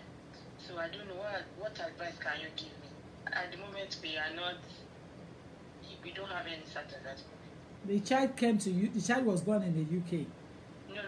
I was having the antenatal in the UK. Okay. I went back home. I had a baby in Nigeria. Okay. Then I came back again. You came back. You came back how long ago? The child was about to be a year. Then I came back. How long have you been in the UK now? 5 years now. And you don't have anything. Nothing. The situation is tight. There is nothing in there for anyone that came to the UK, overstayed, and only be 4 or 5 years in the UK. If the child was born here and the child is 10 years, you register child. If the child is 7 years, you can put in an application on a 50-50 scale. The child probably not born here. So if the child came here when he was a year old, isn't it? Yes. So the child is only 4 years in the UK. So the child has 3 years to go. Yes. For an application to be made. So you have to wait for another 3 years. Okay. Yes. Okay, But it's a very difficult one. If she's 6 years, if I can just put something in. Why wasting that money? Why? What time are you buying? It's not going to succeed. Just to have something inside. Did you hear yourself that anything can happen? So you people are the one encouraging lawyer to be taking your money. Anyway, if you have that money, bring it to me. I will write a note that you said anything can happen. I should submit it. Thank you. No, ma. Yeah. No, ma. So what are your advice? I should wait for 3 more years? Yes. Wait. Okay. Yes. Thank you, ma. All right. Bye. I will call you and book an appointment to speak to you. No worries. No worries. All right. Yeah, bye. I'll be leaving shortly. Because I have done a very good time with you guys. I'll be leaving shortly. Let me look at my fans and respond to the public again. Our case needs prayer. Linda said that. Good afternoon, ma'am. Good afternoon. I'm coming. Wait. Godwin Rose is okay. It's okay.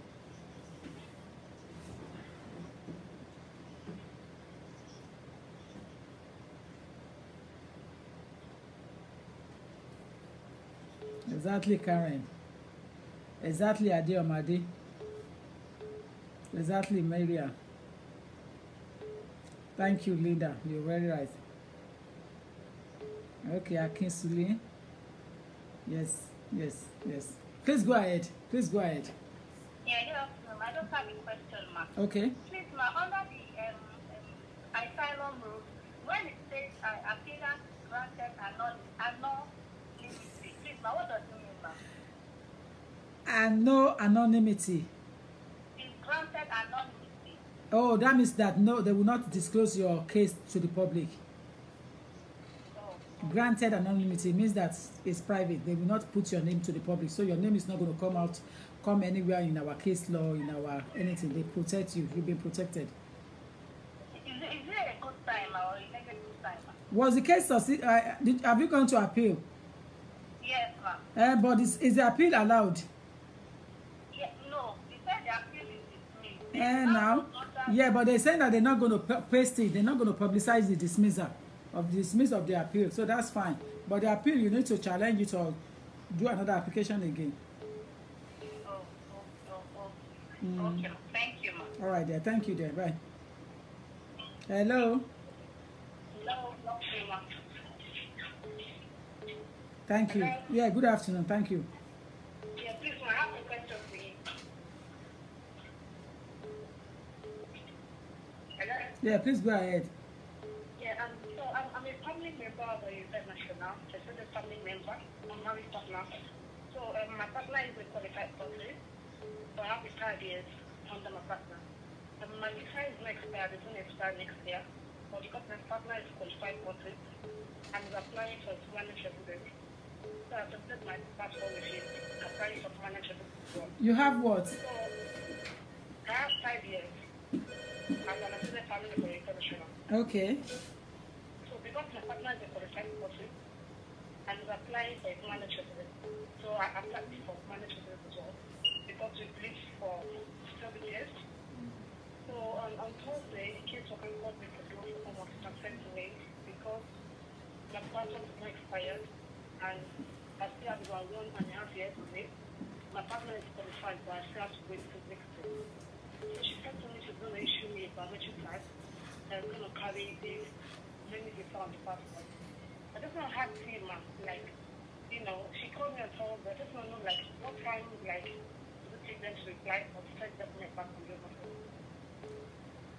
Your volume is very low in terms of addressing us, so it's a bit difficult to hear the whole thing together. You make application under your husband. Yes, for a permanent resident. Did you came in as a spouse? Yes. Okay, so you were granted 2.5 years in I was granted 5 years, ma'am. Okay. So your husband is an EU person. Yeah, but okay. My husband is a qualified person. He's qualified. He has qualified for permanent residence. So I submitted my passport with his own passport for permanent residence. But my visa is not expired. It's going to expire next year. So I was thinking because we've lived together for 8 years, so I can actually apply for permanent residence with him as well. Yeah, if you have been granted, if you have 5 years residence card granted to you in the UK, yeah, you need to do 5 years consecutively on exercise of treaty rights. Both of you. Exercise of treaty right means employment. You're not getting anything for free from us. Work and give us your tax, and we will give you your permanent residence. Okay. So what the caseworker said was, because my visa hasn't expired, she understands that my partner is a qualified person, but my visa hasn't expired, so I have to wait for that 5 years. So my question is, like, your visa, your 5 years has expired. That doesn't expire. It's going to expire next year. Yeah, but is your partner working? Yeah, he's working. Yeah. If he's working and exercise treaty rights, and both of you have been in the UK together continuously 5 years, why going for another 5 years? No, I'm actually applying for permanent residence. Exactly my thoughts. Yes, that's what you're entitled to. So what's the problem?